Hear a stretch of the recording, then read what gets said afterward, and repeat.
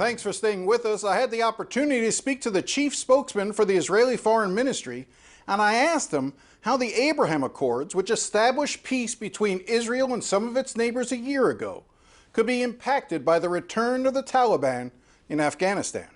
First of all, I think it's too early to call. The changes in Afghanistan are still on their ways, and I'm not sure we can really make an analysis of how it will impact the Middle East. I'm hopeful that part of this impact will be that other countries that hasn't yet taken the decision of establishing formal relations with Israel will understand that the changing Middle East is an opportunity for them, and that peace agreements that were signed creates an opportunity not just for those countries that signed those agreements, but also for future partners of Israel, because the peace agreements created a new paradigm in the Middle East, a paradigm that brought hope, stability, and will bring prosperity to the region. And another future country that will join in the circle of peace and will establish diplomatic relations and peace agreements with Israel will benefit of those changes, will benefit of the stability that it will bring on an internal point of view, but at a regional point of view as well. The old vision of the Middle East was basically that the main conflict in the Middle East is between Arabs and Israelis, Muslims and Jews.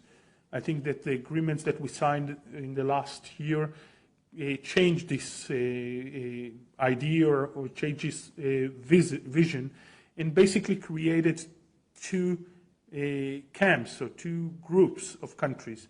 One of them is the group of countries which their leadership decided to advance in a peace process with Israel, and that will bring a better future for their children. The other side, the other camp, led by Iran, is the camp of extremists that chose, instead of peace, they chose war, they chose conflict, they chose terrorism and misery. And in this new division of the Middle East, each leader has to decide on which side of history they want to be on. Whether they want to be remembered as the one that chose conflict and terrorism, or the ones that chose peace, stability, and prosperity. But you have some of the folks who have signed the Abraham Accords. Have they not already recognized the Taliban in Afghanistan? Doesn't it suggest that they're trying to walk both sides of that line? I think that each country has to take its own decision regarding the changes. It will definitely affect Muslim countries different than it affects Israel. And as I said, it's too early to know the real effects of that change, and we'll have to wait and see. The fact that those countries have relations with other partners that are not within the circle of peace does not make the circle of peace less important. We'll be right back.